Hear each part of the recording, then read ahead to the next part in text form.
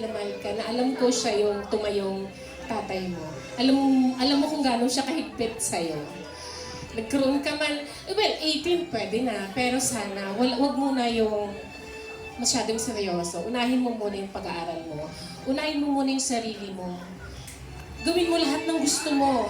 Kasi 18 ka na, pero dapat lahat may limitations yun. Wala namang bawal eh. Dapat may limitations lang palagi para sa sarili mo. Kasi marami ka pang maaabot sa buhay. Ang ganda mo. Maganda pa yung future ahead of you.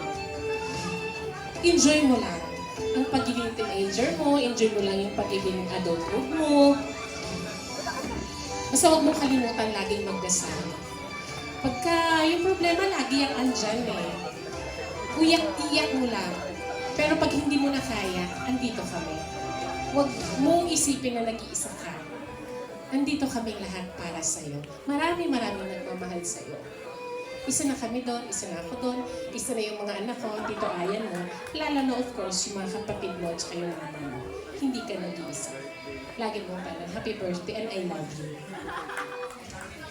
Yes, thank you so much for the wonderful and inspirational message. Ayan, maraming salamat po. And that concludes our 18 Blue Bills. So, wag na po kayo umalis, madam. Sa lahat po ng nag-participate sa ating 18 Blue Bills, dito po tayo sa harap para po sa